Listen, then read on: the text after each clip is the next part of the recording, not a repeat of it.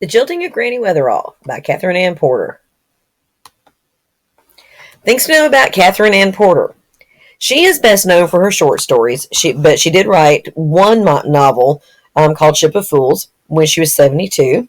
It was the best-selling novel in the United States in 1962, which gives those of us in our 50s hope that we can still have a best-selling novel at some point. She won the Pulitzer Prize for Fiction in 1965, which was an extremely good year, when she was 75 for the collected stories of Catherine Ann Porter. Kind of thought this was interesting as I was kind of refreshing my memory on some background on Catherine Ann Porter. Since we're in the middle of a pandemic, I thought I'd throw it in, that she actually nearly died during the Spanish flu pandemic back in 1918, and that after she overcame it, she was still very frail and completely bald, and that when her hair did come back, it came in completely white. So at the age of like 28 or something, she had completely white hair, and it stayed that way for the rest of her life. Okay, Granny Weatherall's first name is Ellen, and that's mentioned in the story, but we will, for the purposes of this video, keep calling her Granny. She's 80 years old, and she's dying.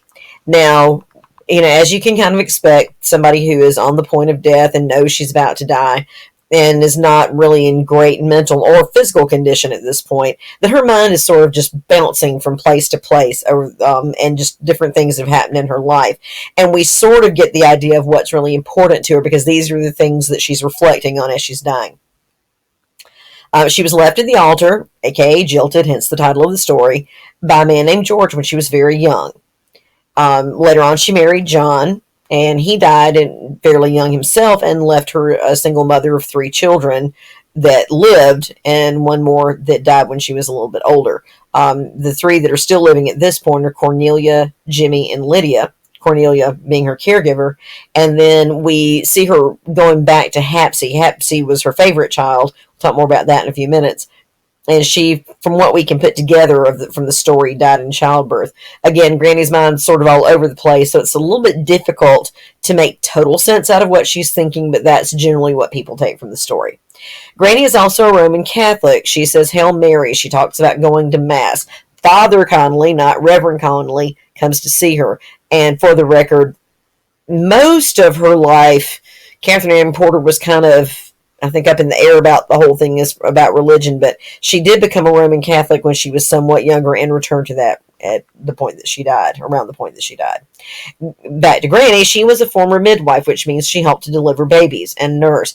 Very strong-willed to the point of being, pretty blunt and sometimes rude at times in the story, but then again, given the fact that she's not necessarily being treated like a grown thinking adult, you kind of get that from her. But at this point, she really doesn't have a filter.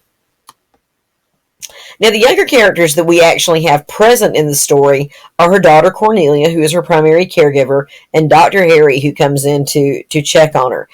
And both of them do have that, I'm talking to you as though you're a child, because her thought process isn't necessarily logical, and she's not totally mentally together.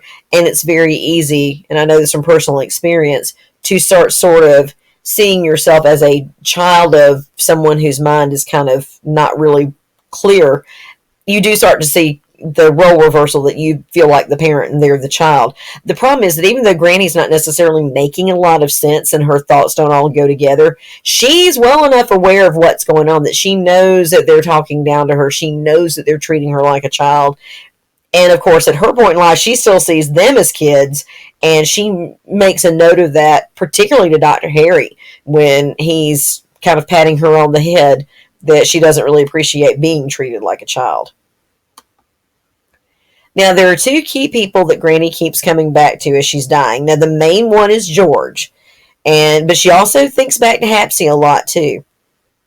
And so you got to sort of think that what you're dwelling on as you're about to die, these are the things that were really critical to you in your life.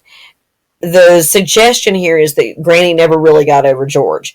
Not that she didn't love John, and not that she didn't have a pretty good life with him as long as he lived, but the bottom line is that George was the one she was in love with, and she never truly got over loving George. She just went on with her life.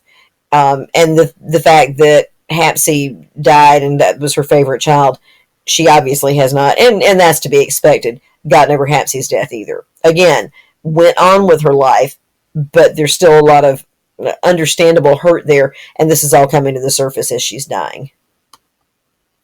You only have one literary device that I want you to worry about from this story, and that is stream of consciousness. Something that's written in stream of consciousness is writing that reflects the rambling of the human mind. And that's what we've got going here. Porter is not sitting down writing this story logically because it's a third-person story, but we're seeing it primarily from Granny's point of view. We're seeing inside her head. And there's no real order with her thought process. It's all over the place. Not that all of us don't have thought processes that are all over the place at times. Pay attention sometime to a conversation that you have with someone that goes on for a long period of time. And this happens to us in class sometimes too. We'll start talking about point A, and that makes somebody think about point B, and next thing you know, we're on point Z, and we can't remember how we got from A to Z. That happens a lot with, when you're dealing with a couple of people or a group of 11 people, if we're all in class together. We get that, with Granny by herself here.